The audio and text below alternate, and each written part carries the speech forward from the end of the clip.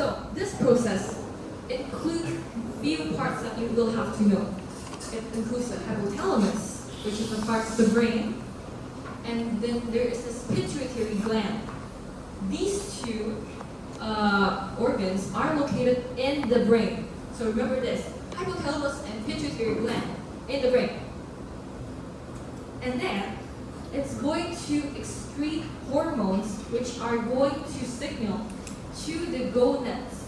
So remember, gonads is an umbrella term for both female and males.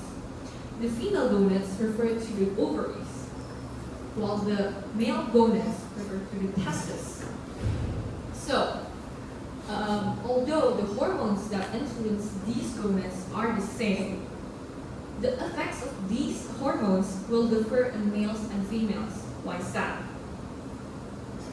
Well, it is because males, of course, they do not have female gonads. Like, they will be unable to produce eggs. And females, they do not own the sex organs as males does, and they will not be able to produce sperm. That is why the effects of these hormones will be different. Okay, so let's look at this chart over here. First, the brain is going to excrete this hormone called the GnRH hormone, which is, it stands for gonadotropin releasing hormone.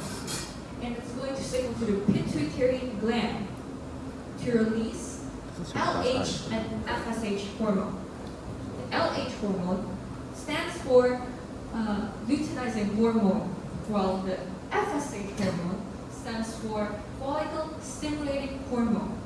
Remember, this follicle stimulating hormone is what helps and to trigger the eggs in the female egg reproduction to continue their phase and meiosis 1 when they were arrested in before puberty. And then these two hormones is going to help the gonads release their own individual sex hormones. So in males, it's going to produce testosterone, while in females, it's going to produce estrogen and progesterone. So testosterone here, it has a negative feedback effect to the pituitary gland and the hypothalamus. So that is why there is an X over here.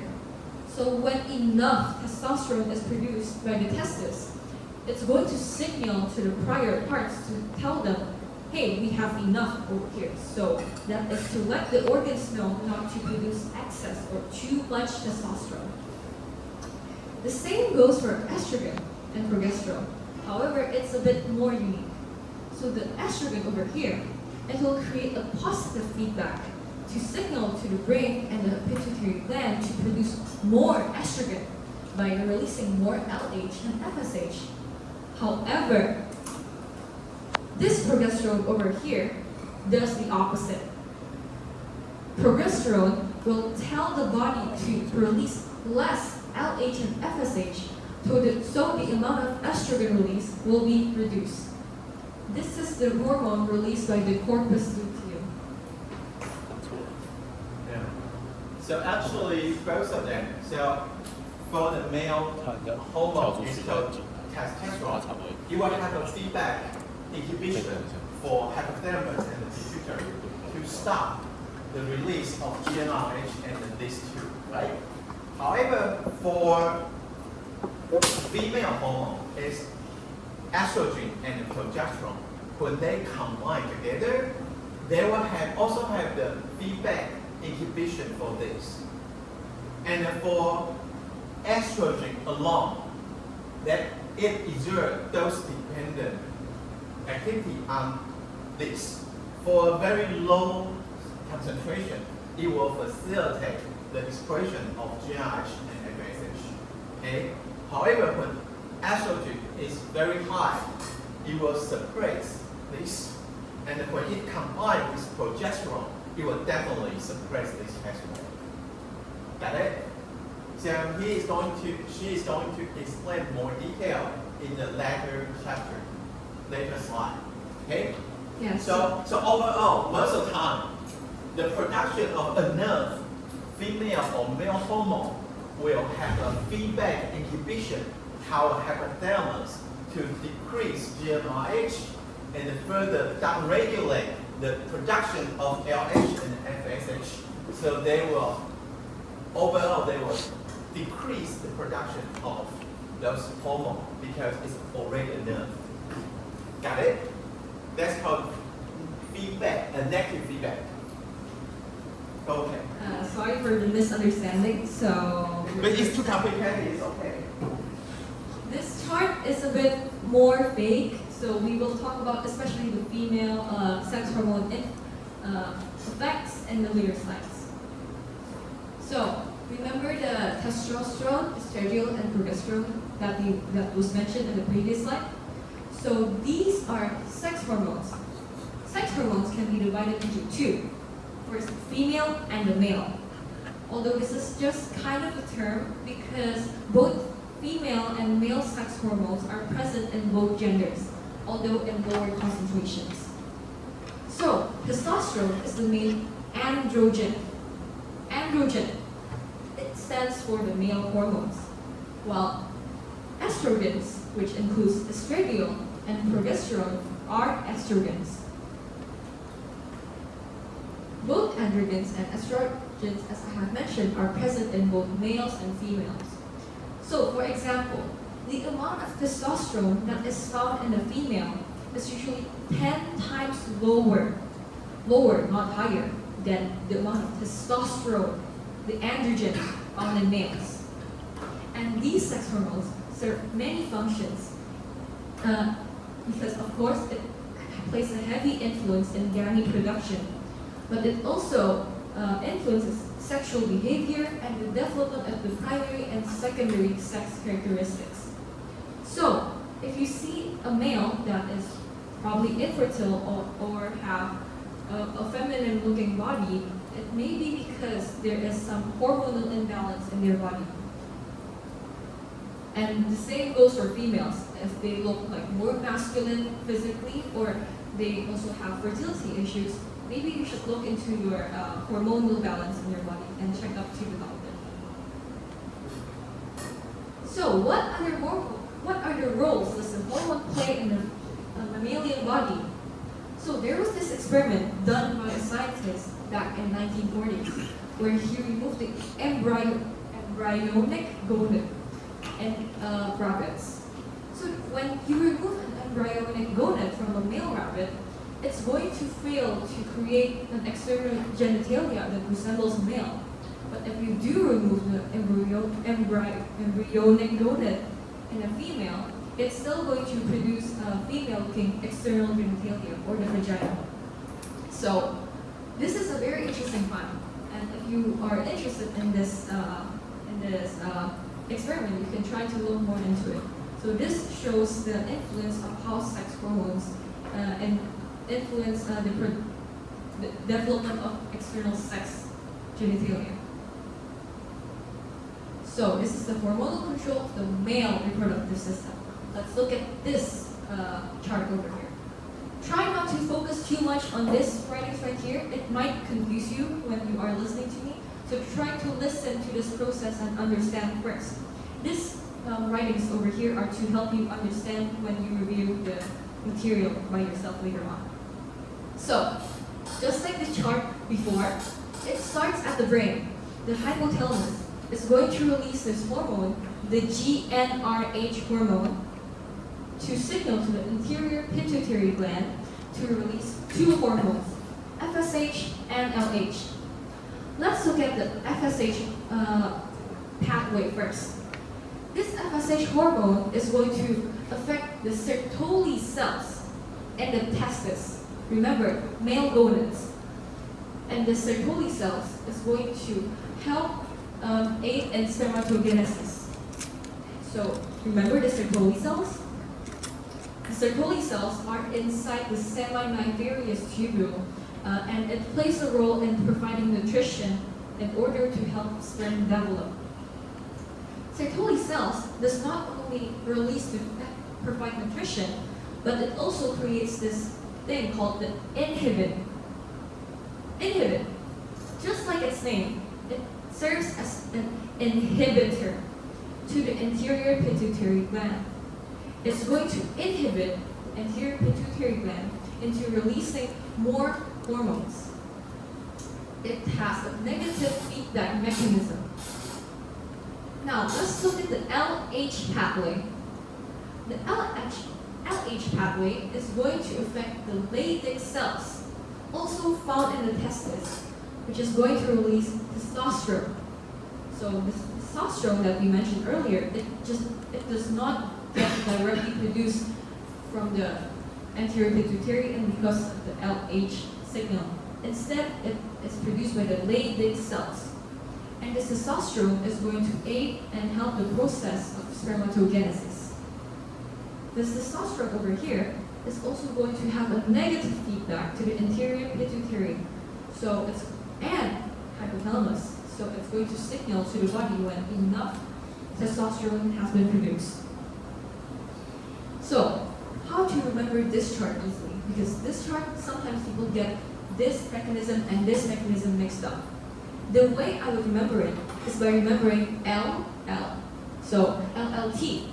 LH is going to influence the Leydig cells, and the Leydig cells is going to create testosterone. That is the way that you can remember. And then this one, well, after remembering LLT, you can kind of not get these two mixed up. Okay, now we are going to talk about the female reproduction cycles.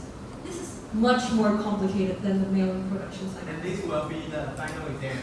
Yes, so please try to pay attention and understand this part because it's complicated. As a gentleman, you guys need to know what happened in female. All guys, you need to remember exactly 100%. So, these events, so there are two events in the female reproductive cycle. There's the ovarian cycle.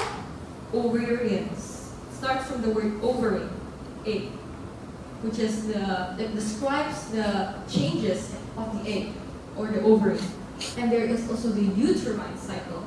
Uterine or the menstrual cycle describes changes in the uterine lining.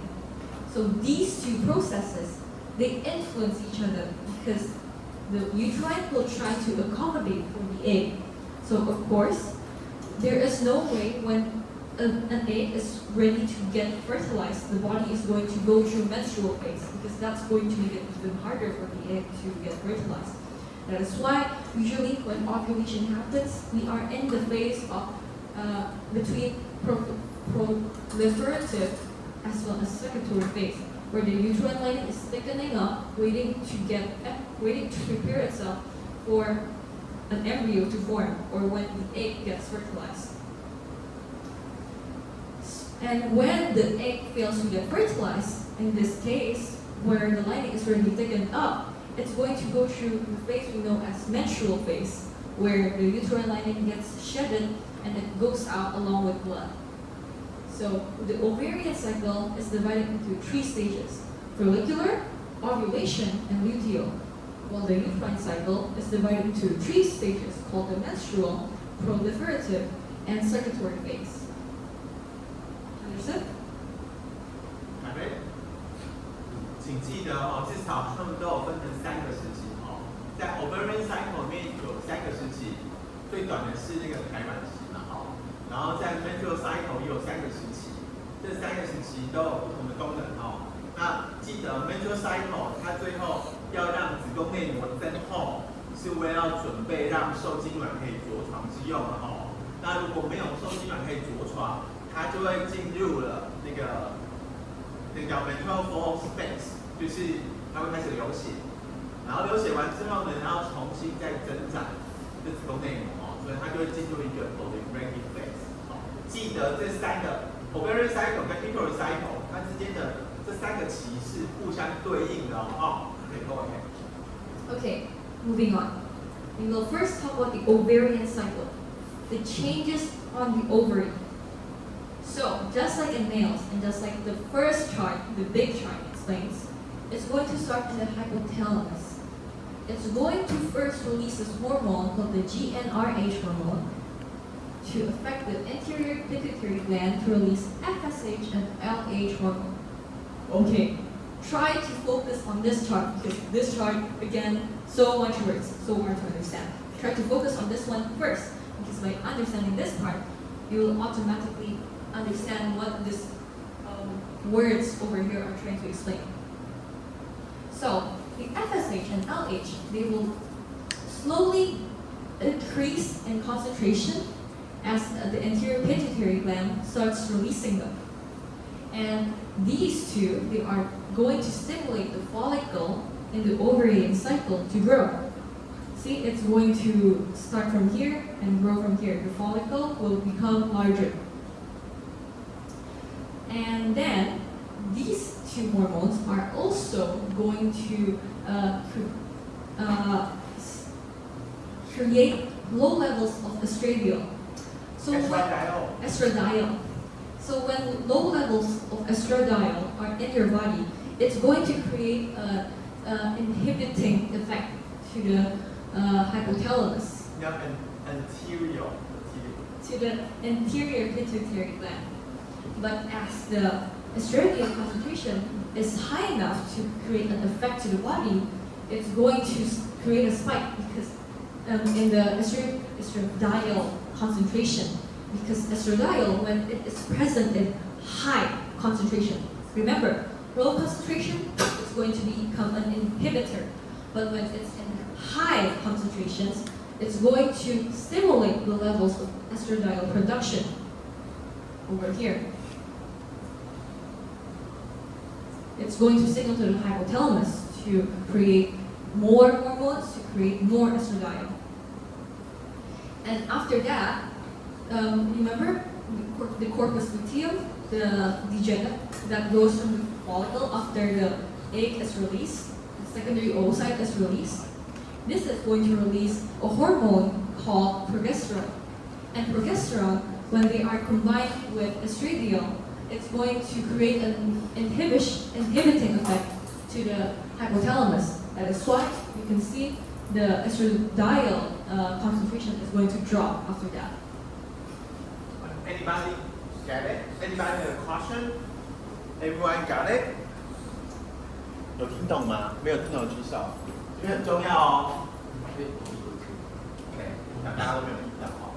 So let me explain. So remember there are sources for different hormones. First one, you need to remember hypothalamus express GnRH, anterior pituitary release FSH and LH. So estradiol, 雌激素 estrogen, is released from growing follicles. So this one release GnRH stimulate the production of FSH and LH. So in the first beginning, these two will work together to stimulate the growth of follicle. When follicle is growing, it starts releasing estradiol. And in the first beginning, it's low level of estradiol because the follicle is still small. So the concentration of estradiol is low. And this low concentration of estradiol can inhibit the production, the secretion of FSH and LH. So it takes a very long time, around like 13 days, for the follicle to grow. And until it grows big enough, it will produce high concentration of estradiol. So when the estradiol concentration is very high due to the big follicle formation, then it becomes a positive signal for hypothalamus to secrete more GnRH. Then it will stimulate the huge production of FSH and LH. So you will see after the high concentration of estradiol stimulate this pathway, it will induce a concentration peak for LH and FSH. You see the peak here?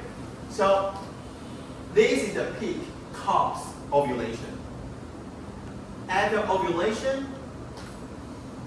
this follicle becomes corpus luteum, right? And this will produce progesterone. 黄体素. And progesterone will combine with estradiol to suppress this. These two will induce a feedback loop to decrease the production of FSH and LH. So you can see these two, the concentration of these two hormones drop. However, since this corpus lutein already formed, it's going to produce progesterone to maintain the growth, to maintain the thickness of endometrium. 这个它会不断的产生黄体素来维持这个子宫内膜的增厚。那后来它才会慢慢的消失，那个黄体素才会下降。这样可以吗？ Got it? And for the question, 听懂吗？ So remember, it's a very low estradiol in the first beginning. So the estradiol concentration is increasing along the growth of follicle. And then when follicle is big enough, you'll produce huge amount of estradiol, which causes a positive signal for hypothalamus to release GnRH and enhance FSH and LH production, and it causes a concentration peak for these two, and this peak will lead to ovulation. The oocyte will drop into the oviduct. Okay, got it? Then after the peak, they will start forming corpus lutein. Okay? Okay, so I understand that this is still, although we have explained this multiple times, I explained and the professor has explained, this is still a bit hard to understand. That is why I'm going to explain one more time, but using a simpler chart.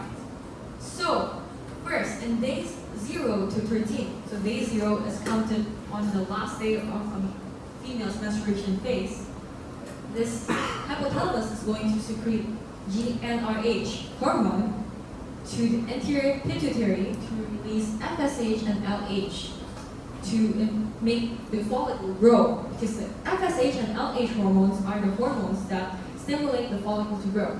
And the follicle is going to produce estradiol, which initiates buildup of uterine lining. And remember, estradiol, low concentration equals inhibitor. But when it's in high concentrations, which is usually around day 14, the concentration of estradiol is enough in the body, it's going to trigger positive feedback to the hypothalamus to create more estradiol. So that is why there is a spike on around day 14 when the ovulation happens. And after that, the follicle is going to degenerate and turn to corpus luteum after releasing the secondary oocyte or the egg. And the corpus luteum, it's going to release a combination of estradiol and progesterone, which is going to act as an inhibitor to the hypothalamus to reduce the production of all of this entirely, and later it's going to degenerate. So I think this chart from the textbook is really going to help you to review, especially before the exam, because this is, if you want to review this, it's going to take a long time, but if you want to do a quick review, try to look at this chart instead. Okay, now we're going to talk about the uterine or the menstrual cycle.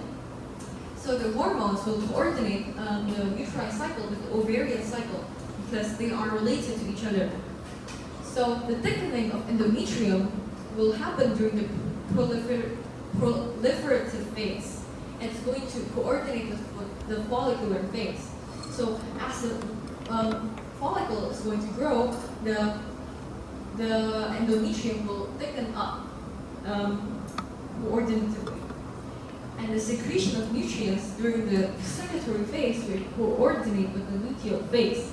So this phase is going to go along the luteal phase because the progesterone and estradiol will promote the thickening of the endometrium. And then the shedding of endometrium during the menstrual flow phase coordinate with the growth of the ovarian follicles. Because of course, this thickened endometrium will have to be eliminated from the body because there's no way it can continue to thicken up. It's going to cause health problems. So it has to get destroyed in the form of menstrual phase. And this is an overall correlation chart of the two processes. And now we have reached the final slide of my part, which is the menopause. So menopause, this is Chinese for menopause, if you might not be familiar, is a phenomenon where a female will cessate of ovulation and menstrual phase because the ovaries boost their responsiveness to FSH and LH hormone, which will result in a decline in estradiol production. This will make the female be unable to reproduce. And back in the days, we used to believe that this menopause is caused by the amount of eggs in the female body running out. But that is actually not the case because a female will only go through around 500 cycles of this, but the amount of primary oocyte that is present in a baby female is usually around 1 to 2 million, which is like so much compared to this. So what happens to the rest of the eggs? Well, they just fail to continue further process. Like they are not going to go through meiosis 1 and complete it because the human body or the mammalian body will be less responsive to the FSH and LH hormone, which is the hormones responsible to trigger and continue to conduct this process. And menopause is actually very unusual in animals, and it's only present in long-lived mammals like primates, whales, and humans, of course. So, I have a question. Does anyone have any clue why this menopause process is usually only present in these animals? Do you notice anything remotely similar or like a common trait between all of these? Pay attention to the social network between the primates, killer whales, and ours.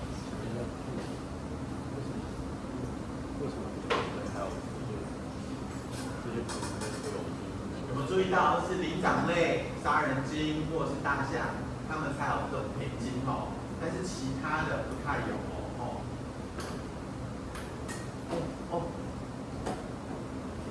他们会有那个什么？他们会有什么育幼行为啊？然后水方是用英文讲。because they will need to take care of the little baby. And so if they're too old, they have hard to take care of the baby, and so they need to be young enough to do this action. That is correct. So this process, this phenomenon is actually an evolutionary mechanism to help the mothers survive better in this environment. Because these are long-lived mammals, they usually, when they are too old, being pregnant and having a new child puts too much strain into the mother's body, and it decreases the survival of these animals.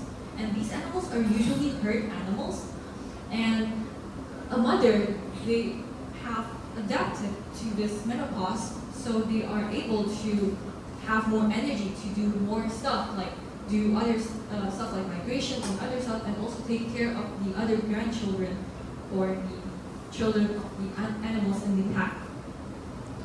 So it is related to increased investment in offspring and family survival in general, not to just reproduce in mass like hamsters or like insect usually does. So usually these animals just have 1 or 2 babies at the same time. So they need to spend they need to put a lot of investment into the single or 2 offsprings. Therefore, mother and grandmother will work together to raise the children. Okay, if the mother keeps giving birth until he's going to die, then she doesn't have another time and the effort to grow the new baby, right? So there's a design of the menopause for mother to live longer and can take good care of their offspring. 了解了。好，go ahead. Okay, so that is all for my part. So we can move on to the next one.